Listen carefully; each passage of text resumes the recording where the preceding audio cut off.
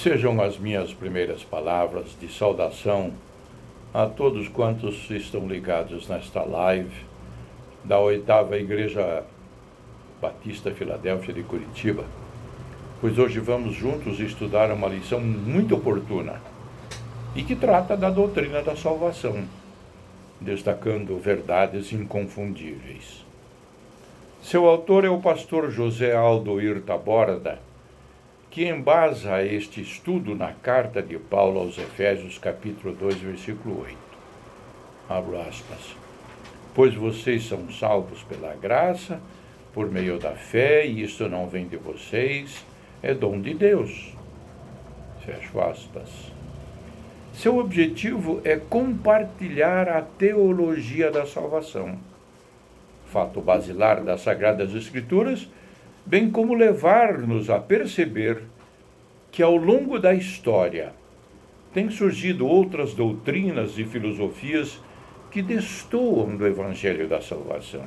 E, por fim, praticar a salvação, pois ela não é estática ou não se limita a um só conceito teológico. É, sim, vida na prática e vida transformada. O autor usa duas expressões da língua grega para melhor explicar. Primeiro, a doutrina do pecado, hamartiologia e soteriologia, respectivamente, doutrina da salvação, e apesar de antagônicas, são intimamente relacionadas, porque a segunda fala sobre a doutrina da salvação, enquanto a primeira, a hamartiologia, fala sobre a doutrina do pecado. A hamartiologia revela que a natureza pecaminosa de Adão afetou toda a humanidade, excluindo assim a todos do reino de Deus. A propósito, leio duas referências bíblicas citadas pelo autor. A primeira, em Efésios capítulo 2, versículo 3, abro aspas. Anteriormente, todos nós também caminhávamos entre eles, buscando satisfazer as vontades da carne, seguindo os seus desejos e pensamentos, e éramos, por natureza destinados à ira. Fecho aspas. Agora, em Romanos capítulo 5, versículo 12, abro aspas, concluindo, da mesma forma como o pecado ingressou no mundo por meio de um homem, e pelo pecado a morte, assim também a morte foi legada a todos os seres humanos, porquanto todos pecaram. Então, por causa da sua natureza pecaminosa, o homem precisa de um novo nascimento, como diz o evangelista João, no seu Evangelho, capítulo 3, versículo 3, abro aspas, Jesus respondeu-lhe declarando, em verdade, te asseguro, que se alguém não nascer de novo, não pode ver o reino de Deus, fecho aspas. Então, por causa de sua natureza pecaminosa, o homem precisa de um novo nascimento e precisa de perdão, para, dessa forma, escapar da condenação eterna, como afirma o apóstolo Paulo em sua carta aos Romanos, capítulo 3, versículo 23, abro aspas, porque todos pecaram e destituídos estão da glória de Deus, fecho aspas. A soteriologia, por sua vez, revela a providência divina para que o homem não venha a perecer, pois Deus não deixou de amar a humanidade. João 3,16 diz, porque Deus amou o mundo de tal maneira que deu seu Filho único para que todo aquele que nele crê não pereça, mas tenha a vida eterna. Fecho aspas.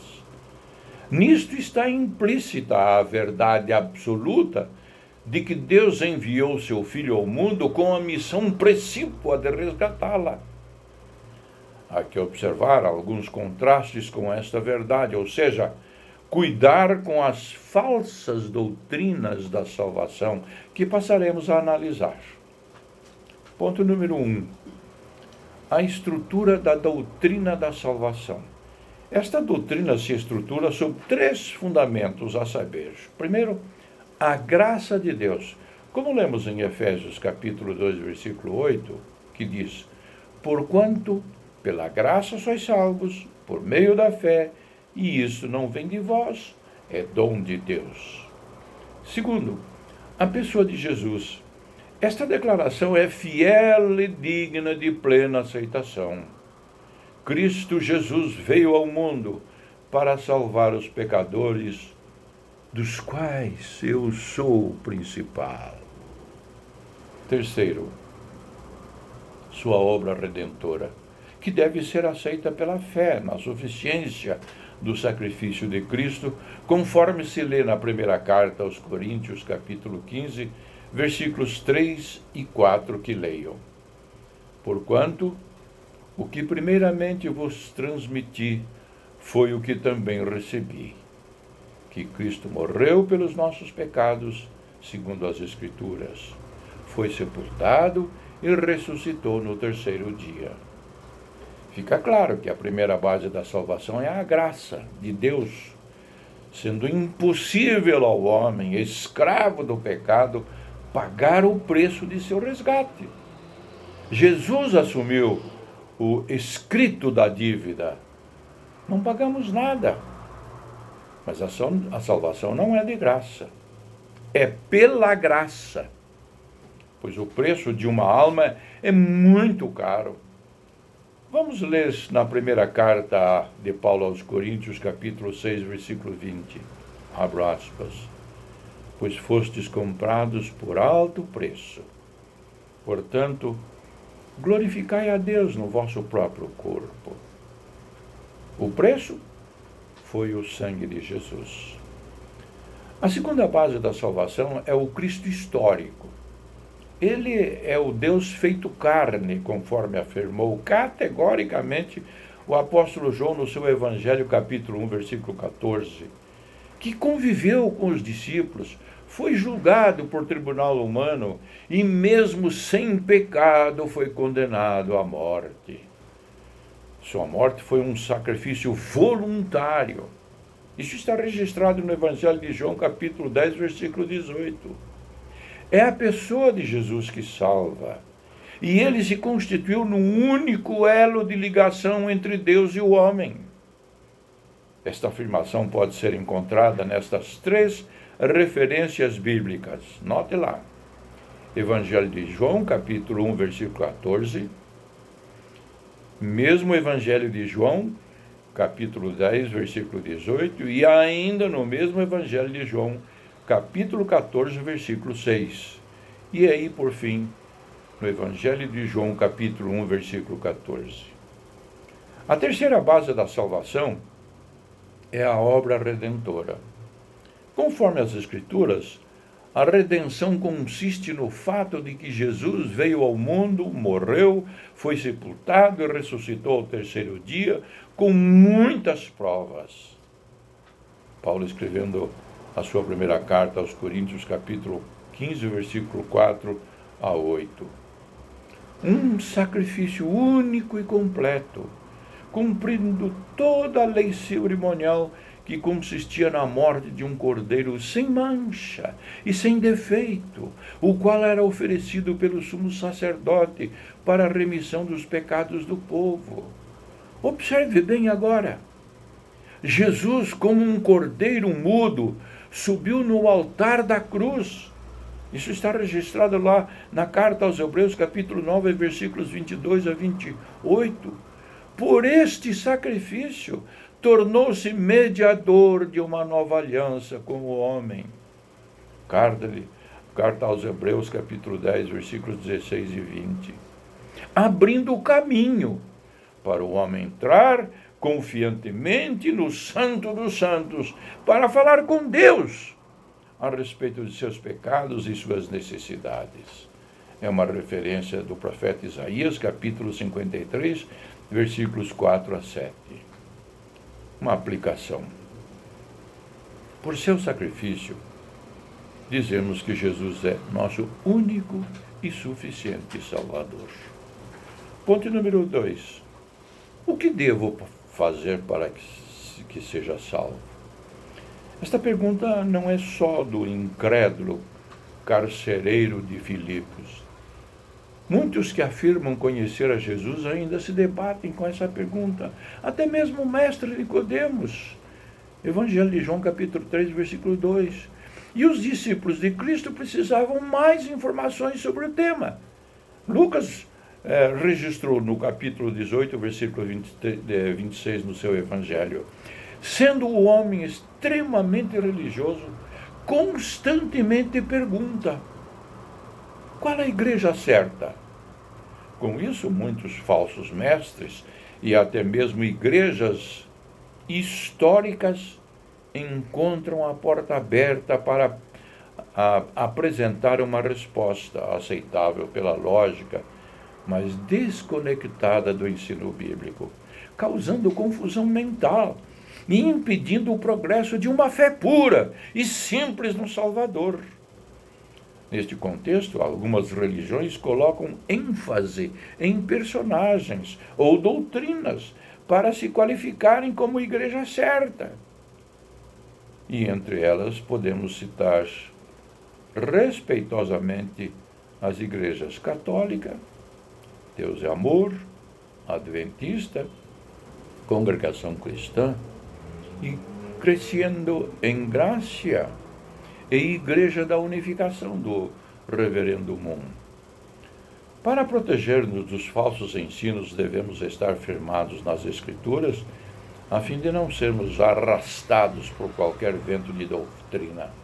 Paulo, escrevendo a sua carta aos Éfesos, no capítulo 4, versículo 14.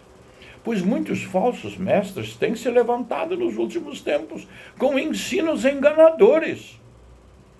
Leia lá na segunda carta do apóstolo Pedro, no capítulo 2, versículos 17 a 19, e em Hebreus, capítulo 13, versículo 9. Uma aplicação.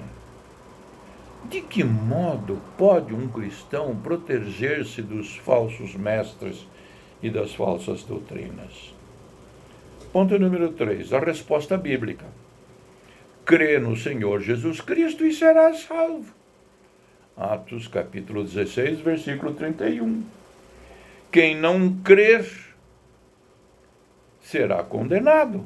Marcos, capítulo 16, versículo 16. Como os apóstolos interpretaram a palavra crer? Esta palavra engloba arrependimento dos pecados e fé absoluta na pessoa e obra de Cristo. A fé aproxima o homem da cruz, onde há salvação. E o arrependimento leva-o à confissão de seus pecados, o que resultará em purificação interior pelo sangue de Cristo. A primeira carta de João, no capítulo 1, versículos 7 a 9. Essa doutrina foi amplamente pregada pelos apóstolos. Confira lá em Atos, capítulo 20, versículo 21. Marcos, capítulo 6, versículo 12. O batismo não produz salvação. Vou repetir. O batismo não produz salvação, mas é um testemunho de salvação. A confirmação de crença em Cristo. O arrependimento é a resposta imediata à fé professada. Uma pessoa não pode dizer que crê em Jesus e não se arrepender. Deus quer que todos sejam salvos. Por isso exorta ao arrependimento. Segundo a carta de Pedro, no capítulo 3, versículo 9. Jesus veio chamar os pecadores ao arrependimento. Evangelho de Lucas, capítulo 5, versículo 32, e disse: se não vos arrependerdes, todos de igual modo perecereis. Nossos pecados serão cancelados mediante arrependimento e confissão. Atos, capítulo 3, versículo 19. Não devemos, entretanto, confundir arrependimento com remorso. O remorso é apenas uma tristeza por erros cometidos. Mas o arrependimento requer mudança de atitude para com Deus e mudança de vida. O arrependimento verdadeiro inclui reconhecimento da soberania de Deus, Isaías capítulo 6, versículo 1, de sua santidade absoluta, capítulo 6, versículo 3, e especialmente o reconhecimento de nossa indignidade pessoal por causa dos pecados que cometemos. Isaías capítulo 6, versículos 5. A fé não é menos importante que o arrependimento. Não estamos falando daquela fé que nos capacita a pedir coisas para Deus, mas ao ato de aceitar as reivindicações de Cristo para a vida, tomando sua cruz para segui-lo. Evangelho de Lucas, capítulo 9, versículo 23. Isto significa dizer que a verdadeira fé não desiste no caminho por causa das eventuais dificuldades, pois a verdadeira fé não se intimida com os inimigos, nem com as perseguições ou com o sofrimento. Carta de Paulo aos Filipenses, capítulo 1, versículos 27 a 30.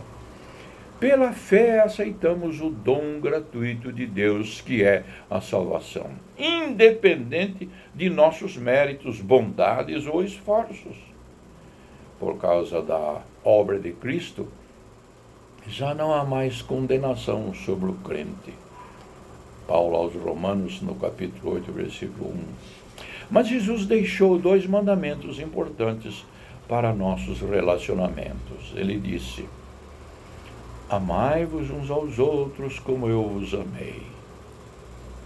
Para o serviço no mundo declarou: como o Pai me enviou, eu também vos envio. Muitos têm fé na fé. Mas a fé salvadora é aquela que é depositada na pessoa e obra de Jesus, conforme o ensino das Escrituras. Uma aplicação. Compare os textos de Mateus capítulo 27, versículos 3 a 6. Abro aspas. E sucedeu que Judas, seu traidor, ao ver que Jesus havia sido condenado, sentiu terrível remorso e procurou devolver aos chefes dos sacerdotes e aos anciãos as 30 moedas de prata. E declarou: pequei, pois traí sangue inocente. Mas eles alegaram: o que temos a ver com isso? Esta é a tua questão. Judas atirou então as moedas de prata dentro do templo e, abandonando aquele lugar, foi e enforcou-se. E agora, no mesmo Evangelho, no capítulo 21, versos 28 a 30, mas que vos parece? Um homem tinha 2 filhos, e dirigindo-se ao primeiro disse: filho, vai trabalhar hoje na minha vinha. Ele, porém, respondendo, disse: não quero. Mas depois, arrependendo-se, foi. E dirigindo-se ao segundo, falou-lhe de igual modo. E respondendo ele, disse: eu vou, Senhor. E não foi. Qual a diferença entre arrependimento e remorso? E sobre o conceito de fé, é possível praticá-lo na vida diária? Vamos lá para Apocalipse capítulo 2, versículo 10.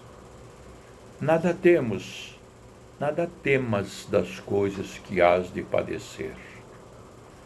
Eis que o diabo lançará alguns de vós na prisão, para que sejais tentados, e tereis uma tribulação de 10 dias.